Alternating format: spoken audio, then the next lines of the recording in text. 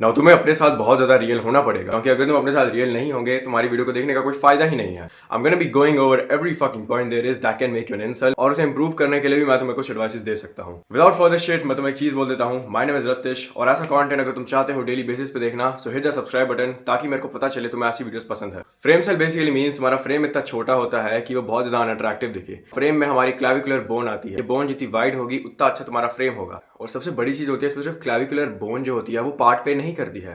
Actually clavicular bone जो होती है वो पार्ट पे बेशक करती है, बट अगर तुम्हारे चेस्ट के इंसर्शन अच्छे नहीं है तुम्हारा जो फ्रेम है और भी बुरा लगने वाला है। तुम्हारी अपर चेस्ट के इंसर्शन अच्छे नहीं है तुम्हारा फ्रेम और ज्यादा बुरा लगने वाला है। बहुत सारे लोगों को लगता है it's just about shoulder length, कि तुम्हारे क्लैविकल्स जितने वाइड होंगे उतना अच्छा तुम्हारा फ्रेम लगेगा, but it is not like that. अगर तुम्हारी मसल पैकिंग एबिलिटी भी बहुत ज्यादा कम है तो तुम एक फ्रेम सेल हो। जेनेटिक्स एक्चुअली बहुत ज्यादा कॉम्प्लेक्स भी हो सकते हैं। लेट्स से एक बंदे के बहुत ज्यादा एवरेज क्लैविकल्स है बट उसके पास मसल पैकिंग एबिलिटी बहुत अच्छी है, तो हो सकता है वो अपनी चेस्ट को बहुत अच्छा डेवलप कर ले और उसके क्लैविकल्स अब नॉर्मल दिखे। नाउ अगर तुम एक फ्रेम सेल हो इट मींस कि जब भी तुम चलते हो तुम्हारा फ्रेम बहुत ज्यादा छोटा नजर आता है। अब ये उतना बड़ा रीजन तो नहीं है that can make you an insult, but it can still nerve you. अगर तुम्हारा एक बहुत बुरा फेस है बट तुम्हारे क्लैविकल्स बहुत ज्यादा वाइड है, you can still get an upper as. लेकिन अगर तुम ऑलरेडी अट्रैक्टिव हो और तुम्हारे क्लैविकल्स बहुत ज्यादा छोटे हैं, it won't really matter as long as you have abs, और तुम्हारा फ्रेम अगर अच्छा दिखता है with those abs and other muscles, तब तुम ठीक हो। बॉक्सिंग और मुआय थाई के लिए तुम्हें एक अच्छा विंग स्पैन चाहिए होता है। मतलब अगर मैं अपने हाथ फैलाऊं तो ये हाथ जितने दूर तक जाते हैं it means I have an upper as, मैं तुम्हें दूर से मुक्का मार सकता हूँ। सो अगर तुम्हारा विंग स्पैन अच्छा है, तुम्हारे क्लैविकल्स अच्छे हैं, not only in like dating, तुम्हें स्पोर्ट्स में भी बहुत ज्यादा अपर एज मिलने वाला है। मैं इस चीज को 8 ईयर पे प्लेस करूंगा।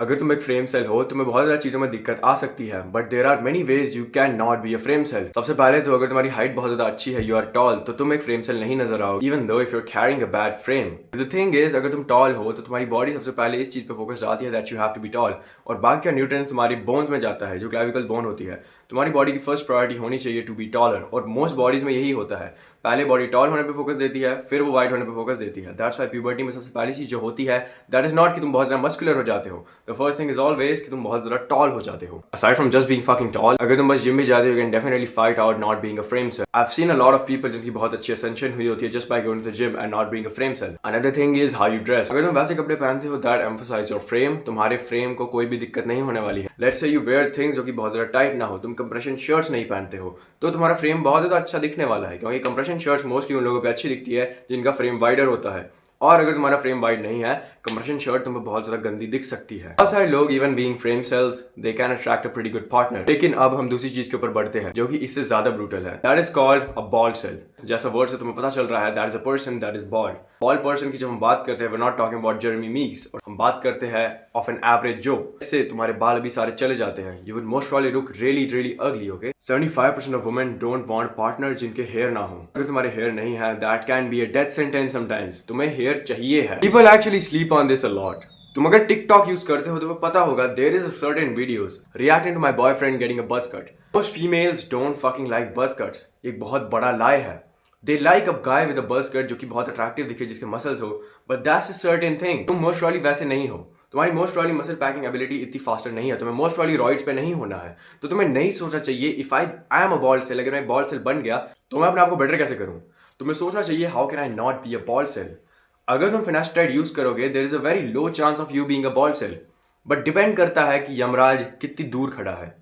अगर वो यमराज तुम्हारे बहुत ज्यादा पास खड़ा है तो अक्षय खन्ना की तरह अपनी प्राइम में सारे हेयर गवा दोगे। लेकिन ऐसा नहीं है, कम बैक नहीं हो सकता। हेयर ट्रांसप्लांट तो है, बट द थिंग इज तुम्हें पता नहीं हेयर ट्रांसप्लांट कितना डिफिकल्ट होता है। हेयर ट्रांसप्लांट के लिए तुम्हें बार बार अपने बालों को काटना पड़ता है, फिर वो उगते हैं और तुम्हें बहुत ज्यादा दिक्कत होने वाली है।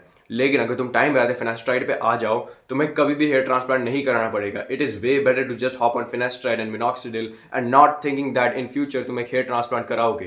बॉल्ड सेल, मैं बॉल्ड सेल को एस कैटेगरी में रखूंगा, because hair is your fucking life. तुम्हारे पास हेयर नहीं है, तुम ऑलरेडी बहुत ज्यादा ऑप्शन गवा चुके हो। एंड इवन फीमेल से दिस देमसेल्फ, एक बंदा ये देख भाई ये बालों के साथ अच्छा नहीं दिखता है, गंजा ज्यादा अच्छा दिखता है। Bro he has a really good facial structure, और वो फेशियल स्ट्रक्चर बहुत ज्यादा रेयर है। आई डोंट थिंक तुम में या मुझ में वैसा फेशियल स्ट्रक्चर है। ये तो स्ट्रेट अप एस टीयर में ही जाने वाला है, बिकॉज अगर तुम अपने बाल यूज करोगे that is gonna be a death sentence. Now the second thing we are gonna be talking about is an eye cel. Eye cel basically means कि तुम्हारा आई एरिया एक्चुअली बहुत ज्यादा बकवास है। Let's imagine a person like Cillian Murphy.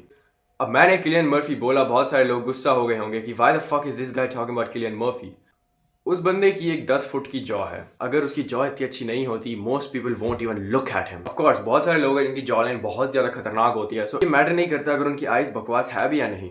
But the thing is eye cel is a brutal thing. हमारी eyes खराब है, this can be a death sentence.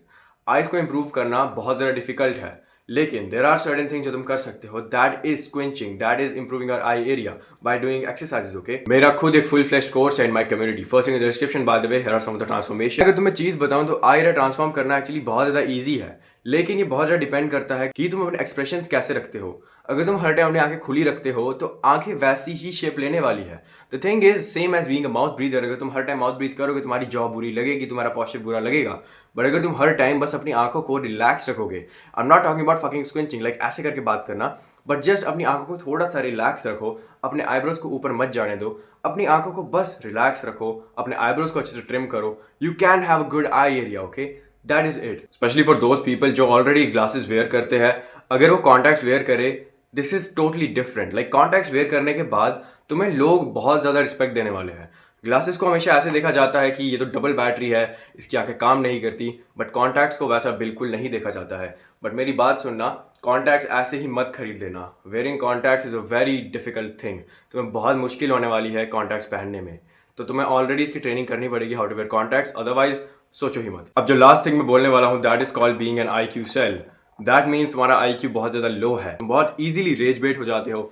Let's say इस वीडियो में बहुत ज़्यादा हेट कमेंट्स है, मैं जाके सब पे रिप्लाई नहीं करने वाला। I most probably not even look at them. Like मैं ज़्यादा से ज़्यादा उन्हें हार्ट कर सकता हूँ। What else can I do? Let's say तुम स्क्रॉल कर रहे हो अपने फोन पे और तुम्हें बहुत अजीब सी रील दिखती है, लाइक मैन हेटिंग और समथिंग, या फिर इंडियन हेट, तो तुम उस पर बहुत ज़्यादा ऑफेंडेड नहीं होंगे। You'll just be like it is what it is, I don't give a fuck. ऐसी मेंटालिटी रख के तुम्हारे अंदर का जो कोर्टिसोल होता है वो ज़्यादा नहीं बढ़ता है। You'll most probably feel pretty chill. Actually don't worry, the last thing was completely a joke, but still मुझे चीज़ बोलनी थी। अगर तुम बहुत सारी चीज़ों को देख के ऑफेंडेड हो जाते हो, इवन अगर ये वीडियो को देख के तुम बहुत ज़्यादा ऑफेंडेड हुए कि ये बंदा मेरे को क्यों बोल रहा है, I am just kidding. Last thing एक टोटली जोक था, बट स्टिल मैं चाहता था इसको इंक्लूड करूँ।